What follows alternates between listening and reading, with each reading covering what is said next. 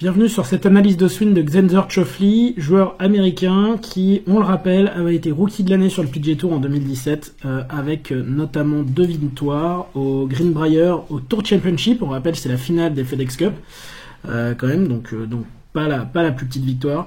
Puis une 5e place à l'US Open cette année-là. Il a confirmé l'année suivante, il a quand même fait 2e au Players Championship, 2e à l'Open britannique. Et puis il a gagné en 2019 aussi le HSBC Champions à Shanghai, qui est une épreuve des championnats du monde, et il a fait 2e au Masters en 2019. Donc en plus d'une participation à la Ryder Cup, on le rappelle aussi en 2018. Donc c'est quelqu'un qui est vraiment très très impressionnant, qui s'est vraiment installé dans le top 20 mondial depuis maintenant 2 ans, et qui avait intégré le top 10 à un moment aussi, si je ne fais pas d'erreur. Donc il en a tout à fait les capacités, parce que donc on voit ici sur son driving, alors quelqu'un qui a plutôt un sens de trajectoire plutôt de droite à gauche, et qui aime bien travailler la balle dans ce sens-là majoritairement, on va expliquer pourquoi, et qui a une vitesse de tête de club de 118 miles à l'heure. Alors on rappelle que la moyenne des joueurs du circuit c'est plutôt 113 miles à l'heure, mais on rappelle aussi que la moyenne des joueurs du top 10 mondial c'est plutôt 116, 117, 118. Donc il a plutôt, on va dire, le coffre pour ça, et on comprend pourquoi, en tout cas de ce côté-là, il peut rivaliser assez facilement. C'est quelqu'un qui fait moins d'1m80, 80 kg, qui a 26 ans, actuellement, et qui vraiment est très très prometteur. Alors j'aime bien swing parce que c'est vraiment quelqu'un qui est très caractéristique pour moi de la période et de ces nouveaux joueurs qui arrivent, qui sont extrêmement bien préparés physiquement, techniquement, qui sont très très complets, qui ont vraiment très peu de failles, qui résistent bien sous pression. Donc c'est vraiment l'incarnation, une des incarnations en tout cas des swings assez modernes, avec un style de jeu qui va avec, très agressif quand il le peut. Il sait scorer très bas, son meilleur score sur le PGA Tour c'est 62, donc c'est quand même moins 10, c'est pas des petites cartes, et je crois que c'était notamment au Tour Championship pour gagner le tournoi, si je dis pas de bêtises. Donc c'est vraiment quelqu'un qui est capable de scorer très bas sur des parcours très difficiles. Si on regarde principalement son swing, alors il a quelques particularités. Alors on va commencer par déjà son grip qui lui ne l'est pas, pour le coup c'est vraiment un grip très très neutre, très conventionnel, une main droite placée extrêmement neutre, une main gauche qui est ni trop forte ni trop faible, vraiment un grip très très très neutre.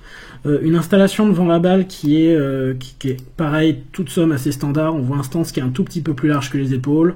On voit une position de balle qui est placée très à gauche dans le stance. Alors c'est un peu tronqué par le fait que la caméra est pas extrêmement bien placée, donc vous pouvez quand même plutôt imaginer que la balle est plutôt placée en face de l'épaule gauche, elle est quand même à l'intérieur du stance. C'est l'angle de caméra qui joue là-dessus.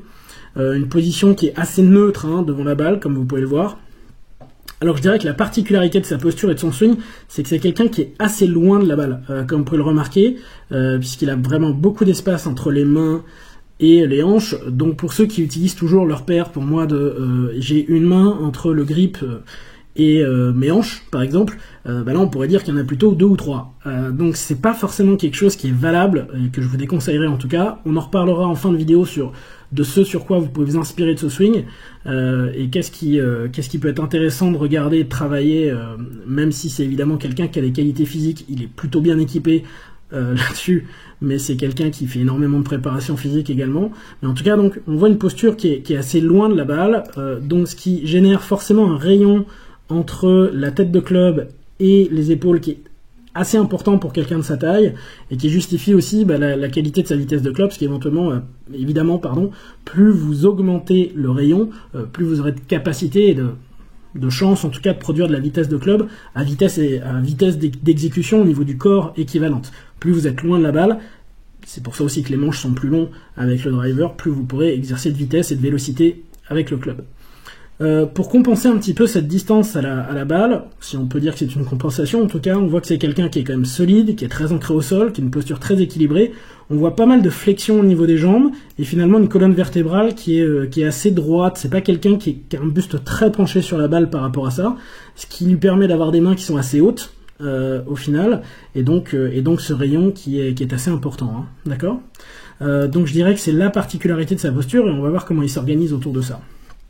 Si on regarde maintenant et qu'on avance un petit peu sur son backswing, on voit quelque chose qui est tout de même très très très neutre, puisqu'on voit une face de club ici qui est orientée de cette manière-là, qui est quand même relativement dans la même position que la colonne vertébrale, donc quelque chose qui est très neutre, un poignet gauche qui est assez plat, comme vous pouvez le voir ici, énormément de largeur, donc une coordination assez importante entre la poitrine et l'action des bras ici, que vous pouvez voir, et donc un club qui se place de manière assez large, donc qui a même quitté l'écran tellement c'est large, donc c'est quelqu'un qui vient vraiment créer un rayon qui est très très très important dans le takeaway.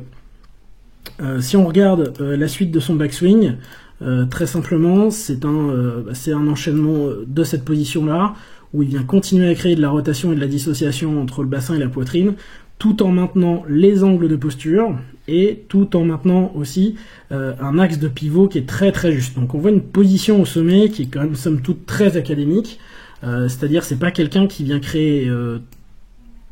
qui vient créer une amplitude qui est somme toute, voilà, comme je disais, plutôt académique, un club qui est proche de l'horizontale, un axe de pivot, vous voyez, qui est très neutre, de la pression sur la jambe droite, on voit ici, beaucoup de dissociation, comme on disait, avec entre le bassin, la rotation du bassin et la rotation de la poitrine. Cependant, dans la mesure où c'est quelqu'un qui est assez loin de la balle et assez fléchi au niveau des jambes à la base, on remarque que c'est quelqu'un qui conserve quand même pas mal de flexion sur les deux jambes. Alors évidemment, il y a plus de flexion sur la jambe gauche que sur la jambe droite pour créer le pivot et pour lui permettre de maintenir les angles, mais c'est quelqu'un qui garde quand même dans l'ensemble, par rapport à d'autres joueurs de haut niveau, une jambe droite assez fléchie. Voilà. Mais c'est lié à sa posture, et c'est pour ça que vous allez retrouver forcément des choses différentes en fonction des joueurs, et c'est tout l'intérêt aussi de la technique, c'est d'observer des choses différentes. Si on regarde maintenant ce qui va se passer au downswing, et c'est là où j'attire votre attention sur... et ça c'est quelque chose qu'il fait extrêmement bien et sur lequel il s'exerce beaucoup, c'est son père qui l'entraîne, et ils font énormément d'exercices sur ce qu'on appelle la séquence, c'est-à-dire sa capacité à organiser les choses autour pour créer de la vitesse et pour créer du contrôle. Et donc on va replacer justement la flexion de sa jambe droite ici, et donc vous allez vous rendre compte que, et puis la position du club là, voilà, que je vais replacer un tout petit peu mieux, je vous demande une petite seconde. Voilà, on va essayer d'être assez précis. Voilà ici. Et donc, vous allez voir que dans les quelques images qui vont dérouler, donc là, il a quasiment terminé son downswing. Alors, je vais vraiment partir de là, pour le coup. Je vais être assez sérieux avec le club. Voilà ici. Et donc, je voudrais attirer votre attention sur le fait que le club, vous voyez, au début du downswing, entre l'action, en tout cas, vous voyez, cette position, je vais revenir un tout petit peu en arrière, parce que c'est vraiment la clé de son swing. Quand vous regardez le club là-haut, vous voyez ici au sommet du backswing, je vais changer de couleur par exemple et le placer ici en bleu. Vous voyez, regardez comment le shaft va descendre, comment les jambes vont fléchir. Hop là, voilà ici. Et donc on voit que très rapidement en fait les deux jambes maintenant vont se placer en flexion, et si on regarde très rapidement quelques images plus tard, alors on va observer que d'une manière générale le club va beaucoup plus à l'intérieur, mais regardez maintenant la flexion de sa jambe droite, le bassin et les genoux sont déjà face à la balle, comme ils étaient plus ou moins à l'adresse, alors avec davantage de flexion bien sûr, parce que là il va vraiment charger dans le sol, l'ensemble du corps est plus bas, il vient vraiment puiser de l'énergie dans le sol, et ça va lui permettre notamment de faire en sorte que les mains travaillent dans cette direction-là, c'est-à-dire vers le bas, ici. Alors je vais revenir un petit peu en arrière, et vous allez prendre le temps de regarder un petit peu ce qui se passe dans cette transition. Donc on voit vraiment que c'est amorcé par les jambes. Il garde le lag ici, et donc son poignet gauche vient se fléchir davantage, les mains vont aller vers le bas, et le club va tourner. Donc ça c'est vraiment une action de swing qui est... Alors ça existait déjà avant bien sûr, mais qui est quand même très moderne, très d'actualité, très puissante, et qui va lui permettre d'exercer de la force longtemps sur le club dans le même plan, pour créer de la vitesse. Et donc ça c'est vraiment la force maintenant de ces joueurs-là, de par leur préparation physique, de par leur préparation de technique, c'est de pouvoir effectuer voilà, cette action-là avec les mains qui descendent, beaucoup d'énergie dans les jambes. Alors comme je vous disais, au niveau des jambes, des fessiers et des abdominaux, il est quand même plutôt bien équipé ce garçon. Et puis donc on voit ici cette position-là, c'est-à-dire une tête de club qui est légèrement à l'intérieur des mains par rapport à la ligne de jeu, au moment où le club est parallèle au sol au downswing. Et donc ça c'est ce qui va créer en effet ce chemin de club qui est plutôt de l'intérieur, en l'occurrence 3 degrés de l'intérieur ici, et qui va plutôt générer quand même dans l'ensemble des draws avec une face de club, vous voyez, qui est déjà orientée vers la balle, et le fait de créer la rotation ici, de délivrer, va replacer le club square, Et donc en fait là vous voyez le bas du corps a déjà tellement travaillé en stabilité, hein, on voit la stabilité dans la vitesse, ça c'est impressionnant que le bas du corps vous voyez, est complètement maintenant fixe, hein. Vous voyez les images qui passent là, je vais revenir un peu en arrière, il y a vraiment une décélération du bas du corps, on va dire un tout petit peu avant la... hop, je vais revenir en arrière, excusez-moi. Voilà, il y a un bas du corps qui va vraiment décélérer, voilà, maintenant, qui va bouger beaucoup moins vite. Des bras qui vont vraiment se libérer pour créer la vitesse et cette séquence qui fait sa force. Hein. Et donc libération totale, ici, on a l'impression qu'il fait vraiment aucun effort, c'est assez impressionnant. Donc une très très grosse qualité technique ici, avec des choses qui sont quand même assez standards, au niveau du grip, au niveau de la position, etc. Au niveau même du pivot, c'est assez classique. On va dire que la particularité de son swing, comme je vous le disais, c'est sa posture où il se situe loin de la balle.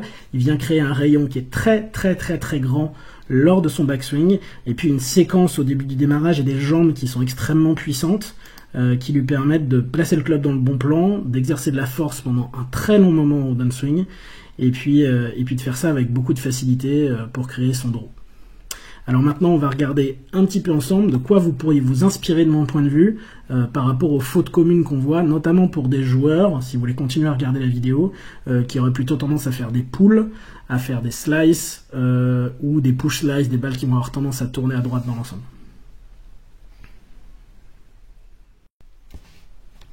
Alors, de quoi pouvez-vous vous inspirer du swing de Xander Schauffele? Alors, la distance à la balle, évidemment, même si c'est un élément clé chez lui, ce ne sera pas le cas pour tout le monde. De mon point de vue, moi, j'aime pas spécialement ce repère où on se dit c'est une main ici d'espace entre le bassin et les mains, justement, et le grip, puisqu'on voit typiquement ici que c'est pas le cas. En réalité, ça va dépendre des clubs, ça va dépendre des morphologies, ça va dépendre de pas mal de choses, donc ne soyez pas verrouillés sur ce repère-là, et trouvez quelque chose de fonctionnel et qui vous permettra d'être à l'aise dans votre swing et de s'adapter à votre morphologie. N'hésitez pas à aller voir un pro PGA qui pourra vous donner une leçon par rapport à ça, si vous manquez de repères là-dessus, ou si vous sentez que ce n'est pas confortable ou habituel. Mais surtout, sortons de cette règle-là, si jamais c'était votre cas. Ce qui m'intéresse en tout cas chez lui, c'est sa capacité pour beaucoup de joueurs. Il y a deux fautes dans le pivot qui arrivent très souvent. C'est des notions de pivot inversé pour des slicers, pour des pullers, etc. C'est vraiment deux choses. On va voir sa capacité en fait à maintenir les angles de posture et l'axe du pivot pendant le backswing. Alors on voit que lui c'est quelqu'un qui vient plutôt charger sur la jambe droite, mais qui maintient vraiment parfaitement l'axe de pivot quand vous le voyez de face, et qui maintient très très bien les angles au retour, et ça c'est quelque chose qui est pas souvent forcément très bien fait. C'est pas le joueur sur le tour qui va créer le plus de rotation en réalité, il en crée beaucoup évidemment, mais l'idée c'est vraiment d'essayer de respecter ces règles en prenant en compte vos capacités de mobilité et vos capacités physiques. Cherchez pas à en faire plus. Si jamais vous devez tourner moins, c'est pas grave. Si vous devez tourner plus, très bien. Mais c'est pas forcément un critère de puissance. Vous avez d'autres joueurs, on va prendre Jon Rahm par exemple, joueur espagnol, qui tourne moins que ça et qui passe encore plus vite que Xander Schauffele, ou en tout cas au moins à la même vitesse. Donc du coup, c'est pas forcément un critère là-dessus, mais ça c'est vraiment des choses qui sont importantes pour vous permettre de créer déjà de meilleurs contacts, plus de solidité et limiter les par-dessus. Ensuite, cependant, il y a vraiment quelque chose qui est très intéressant dans ce qu'il fait, j'en avais parlé déjà dans l'analyse, c'est vraiment le fait de créer cette dynamique-là au niveau des mains. Si vous regardez précisément ce que vont faire ces mains, vous voyez, elles vont descendre en fait dans cet espace-là, ici, au fur et à mesure du downswing. Et donc ça c'est vraiment quelque chose qui est important, c'est vraiment de faire en sorte, vous voyez ce bras gauche qui vient se baisser, et une poitrine qui vient pas tourner de manière excessive, et encore moins les épaules. Donc ça c'est une phase sur laquelle vous pouvez travailler pour faire en sorte, alors même si vous n'aurez pas le même jeu de jambes que lui, que à ce moment-là, et ça me paraît très important pour des joueurs qui veulent créer un chemin de club qui soit typiquement moins extérieur-intérieur. Si vous prenez la ligne de jeu qui est représentée par la ligne blanche ici sur l'écran, vous voyez que, alors là je suis peut-être allé un tout petit peu loin, mais on voit bien qu'au moment où le bras gauche est à l'horizontale, voilà, on voit clairement ce bras gauche qui est à l'intérieur, donc la ligne de jeu est là, et on voit un bras gauche qui est très nettement à l'intérieur de la ligne de jeu. Et ça, c'est très important, de faire en sorte que vous soyez toujours quelque part un peu dos à l'objectif avec la poitrine, avec les épaules, et on voit vraiment aussi les épaules qui sont orientées clairement à droite de l'axe de jeu, qui sont peut-être orientées par ici, je dis une bêtise, vous voyez sur le practice, mais donc du coup c'est cette transition-là qui est importante pour vous permettre d'avoir un chemin de club davantage de l'intérieur et de développer un mouvement qui soit potentiellement moins extérieur-intérieur si vous avez tendance à créer de l'effet à droite. Et si jamais votre balle démarre à gauche, par exemple, si vous faites des balles gauche-droite ou des balles en slice, vous allez voir que cette position-là va vous aider, à condition d'avoir un bon grip, bien sûr, et d'avoir une bonne organisation en amont, c'est certain, mais ça reste quand même des mouvements ou des dynamiques assez clés pour réussir à produire de la vitesse, déjà, mais aussi ce type de chemin de club. Voilà, j'espère que cette vidéo vous aura plu, n'hésitez pas à poster des commentaires juste en dessous si vous avez des questions, on ne manquera pas d'y répondre le plus rapidement possible. N'hésitez pas aussi à vous abonner à la chaîne YouTube si vous voulez en priorité et tout de suite recevoir les nouvelles vidéos, les nouvelles analyses ou les nouveaux conseils qu'on peut vous donner. Allez, à très bientôt, au revoir.